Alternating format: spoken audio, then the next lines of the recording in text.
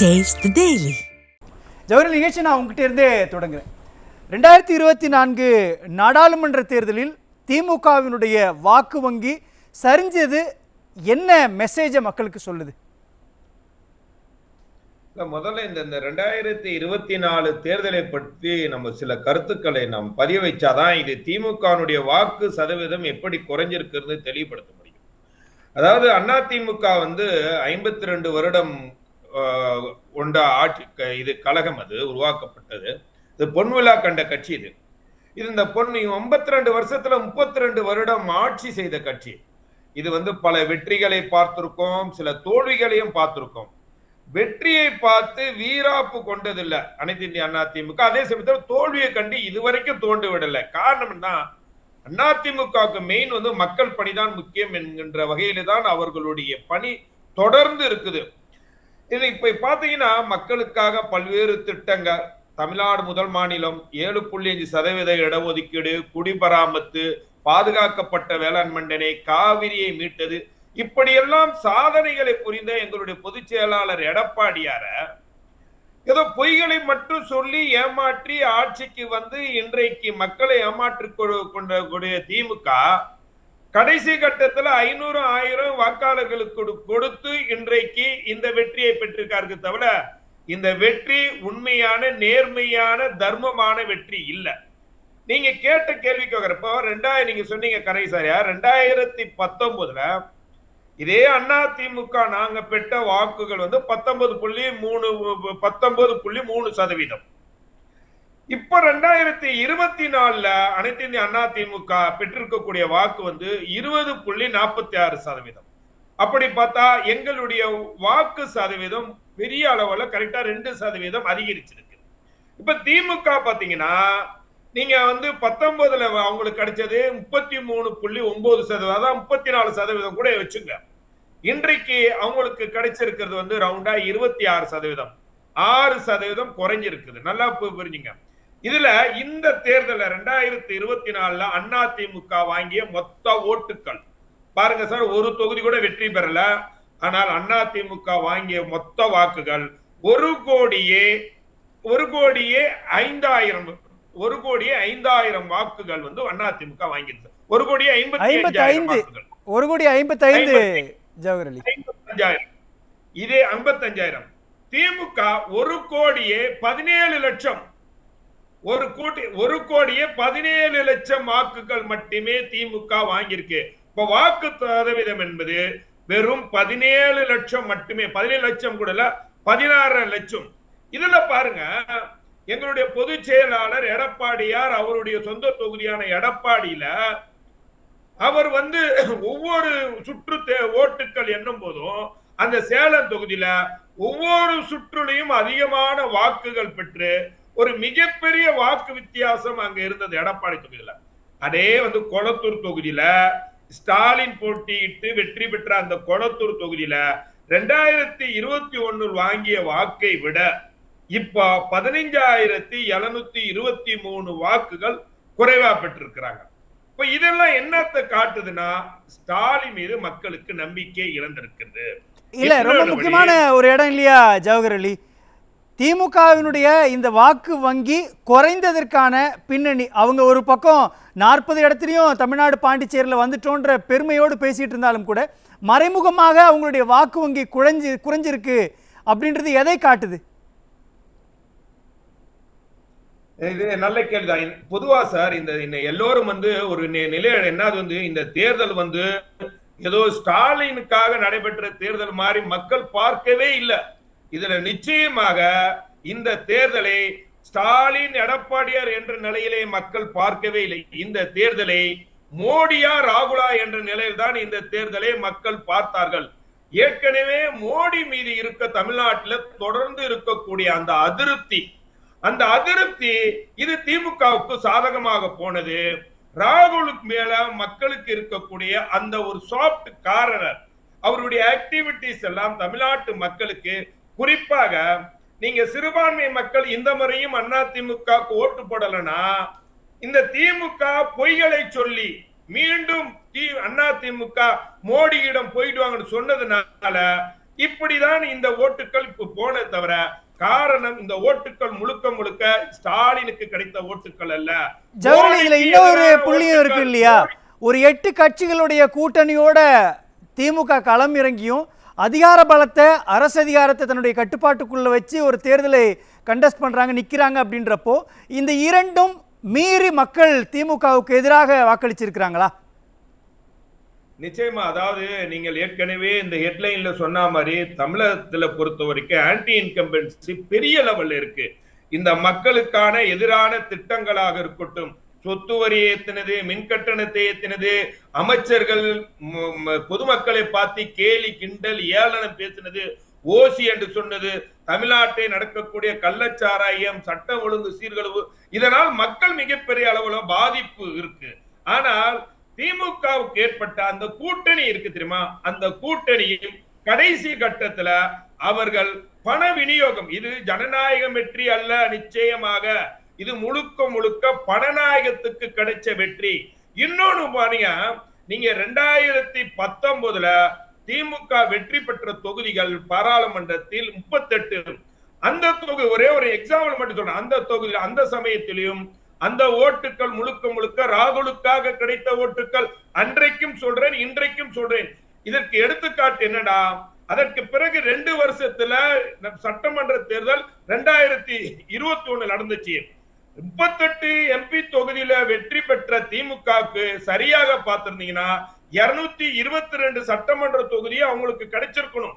கணக்குப்படி 201 தொகுதிக்கு 6 சட்டமன்றங்கள் 222 தொகுதி கிடைச்சிருக்கணும். ஆனால் கருணாநிதியுடைய மகன் ஸ்டாலினை முன்னிறுத்தும் போது 10 வருடம் ஆன்டி இன்கம்பன்சிக்கு பிறகு கூட அவர்கள் 150 தொகுதியை கூட தொடவில்லை. கூட்டணி கட்சிகள் எல்லாம் சேர்ந்து. இரண்டாவது இன்னொன்னு என்னன்னா, தமிழ்நாட்டுல நீங்க அதிமுக ஒரு மாயை உருவாக்குறாங்க. என்ன உருவாக்குறாங்கன்னா, அதிமுக தமிழ்நாட்டில் நான் சொன்னேன் 1,55,00,000 வாக்குகள் பெற்று சில தொகுதிகளில் 3வது இடத்தை பெற்றிருக்கிறார்கள். 10 தொகுதிகளில் பெற்றிருக்காங்கன்னு சொல்றாங்க சார். அந்த பிஜேபி 2வது இடம் 10 தொகுதியிலே வந்திருக்கான்னு சொல்றாங்க. அது முழுக்க முழுக்க அது எப்படி ஏற்பட்டதுன்னா, அதுல யாருன்னா ஸ்டார் கேண்டிடேட் போட்டியிட்ட அந்த தொகுதிகள் மட்டும் தமிழிசை, முருகன், அண்ணாமலை, நயனா நாகேந்திரன், ஏசி சண்முகம், இவர்கள் எல்லாம் மிகப்பெரிய ஸ்டார் கேண்டிடேட். இவர்கள் ஒவ்வொரு தொகுதிக்கும் செலவழித்த தொகை என்பது 150 கோடி ரூபாய். யாருமே மறுக்க முடியாது. இதனால்தான் அவர்கள் அந்த ஸ்டார் கேண்டிடேட்டாக இருந்தும் அவர்கள் பணத்தை தண்ணி மாதிரி செலவழிச்சதுனால்தான் அவர்கள் 2வது இடத்துக்கு சில தொகுதிகள் வந்திருக்காங்க. தவிர இது முழுக்க முழுக்க ஜனநாயக ரீதியில் நடைபெற்ற தேர்தலாக பார்க்க முடியாது. ஒரு பக்கம் திமுக அதிகார பலம், ஒரு பக்கம் பிஜேபியினுடைய மத்திய அரசாங்கத்தினுடைய அதிகார பலம். இந்த அதிகார பலங்களை எதிர்த்து அனைத்து இந்திய அண்ணா திமுக தேசிய கட்சிகளை எதிர்த்து போட்டிடுறாங்க. இன்னொன்னு நான் சொல்ல விரும்புறேன். இப்ப பிஜேபி வாங்கியிருக்காங்க சார் 18% வாக்குகள் இன்னைக்கு கணக்காட்டுறாங்க. ஒரு விஷயம் சொல்றேன், ஏற்கனவே பாமகவுக்கு எப்பொழுதும் நிரந்தரமாக இருக்கக்கூடியது 7%. ஏசி சண்முகத்துக்கு 1%, வேலூர் எப்பயுமே அவர் நிறைய 1%. தேவநாதன் அவர் ஒரு கட்சி வச்சிருக்கார், அவருக்கு 1%. இப்ப அதே மாதிரி ஓபிஎஸ் அவர் ஒரு கட்சி இதை நடத்துறார் 1%. அதே மாதிரி ஜான் பாண்டியன் அவர் ஒரு கட்சி நடத்துறார் 1%. டிடிவிக்கு 1%. இப்படி வைச்சால் கூட இவர்கள் எல்லாம் சேர்ந்தால் கூட இவர்களுக்கு 13% இவர்களுடைய போயிடுது. அப்படி பார்த்தால் பிஜேபிக்கு உண்மையிலே நீங்கள் பெரிய வளர்ச்சி அடைஞ்சிருக்கு அப்படின்னு சொன்னால் அது பொய், மாயை. அவர்களுக்கு ஏற்கனவே இருந்த 4.5% என்பது இன்றைக்கு இது ஒரிஜினல் கணக்கு 5.5% தான் ஆயிருக்கு. இப்போ இதுல இன்னொரு புள்ளியை நம்ம பார்க்க வேண்டியது இருக்கு இல்லையா ஜவஹர்லால்? ஒரு பக்கம் பாஜக அதனுடைய கூட்டணியில் இருக்கக்கூடிய கணக்குகளை ரொம்ப துல்லியமா வகுத்திருக்கிறீங்க, சொல்லியிருக்கீங்க. இன்னொரு பக்கம் திமுக அதனுடைய கூட்டணிக்குள்ளேயே இருக்கக்கூடிய வாக்கு வங்கி சரிஞ்சிருக்குது. அதோடு கூட நம்ம டேட்டாவை நுணுகி பார்க்கிறப்போ அமைச்சர்களினுடைய சொந்த தொகுதிகளிலேயே அதனுடைய கூட்டணி வாக்கு சதவீதம் சரிஞ்சிருக்கு இல்லையா? இப்போ குன்னம் தொகுதியோ அல்லது அரியலூர் ஜெயங்கொண்டம் பகுதிகளில் போக்குவரத்து துறை அமைச்சர் சிவசங்கரனுடைய கட்டுப்பாட்டில் இருக்கக்கூடிய பகுதிகளில் கூட வாக்கு வங்கி சரிஞ்சிருக்குது. எம்ஆர்கே பன்னீர்செல்வத்தினுடைய வாக்கு வங்கி சரிஞ்சிருக்குது. அதே மாதிரி அன்பில் மகேஷ் பொய்யாமொழியினுடைய தொகுதிகளில், இப்படி அமைச்சர்களினுடைய தொகுதிகளில் கூட வாக்கு வங்கி திமுகவுக்கு சரிஞ்சிருக்கிறது எதை காட்டுது?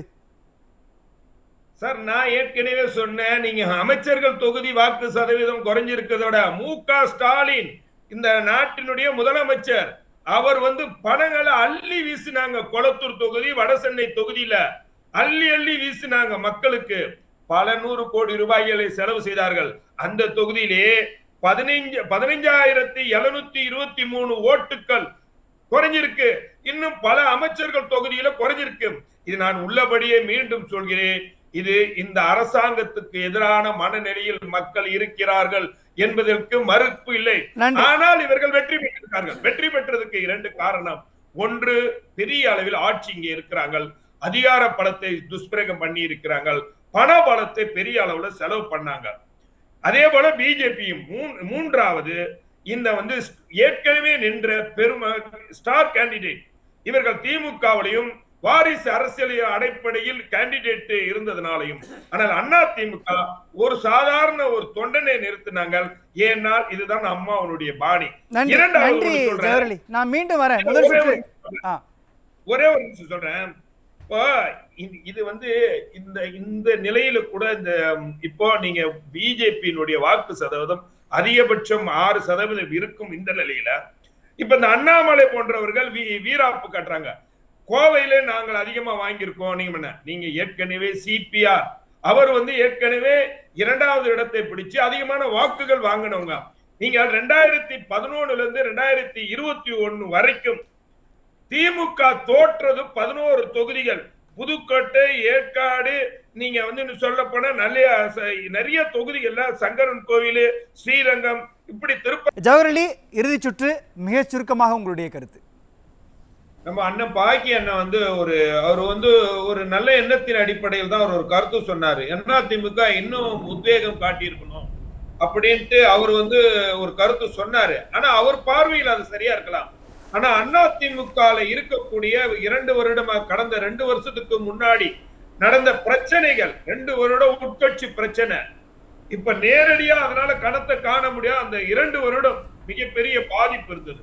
இந்த துரோகிகளை, கட்சிக்குள்ளே இருக்கக்கூடிய துரோகிகளை சமாளிக்கிறதுக்கே கட்சியினுடைய பொதுச் செயலாளருக்கு ஒரு பெரிய விஷயமா இருந்தது. அது ஒரு சிறிய பின்னடைவுகள் மறுக்கல. அதற்கு பிறகு 1 வருஷமா வீறு கொண்டு எங்களுடைய பொதுச் செயலாளர் செயல்பட்டார்.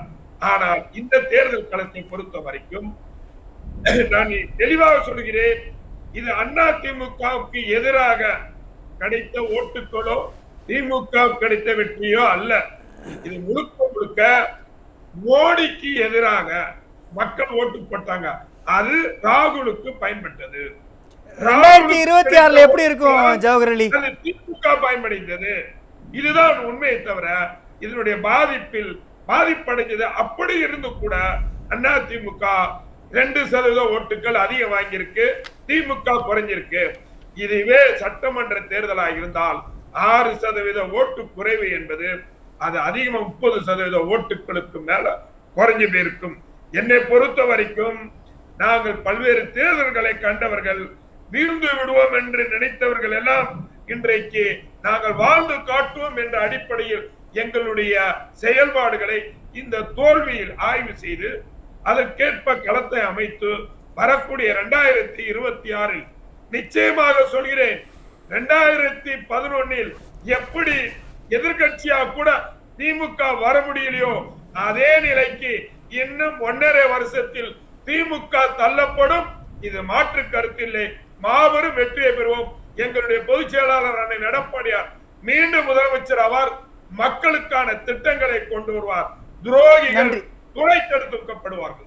நன்றி ஜவஹர் அலி.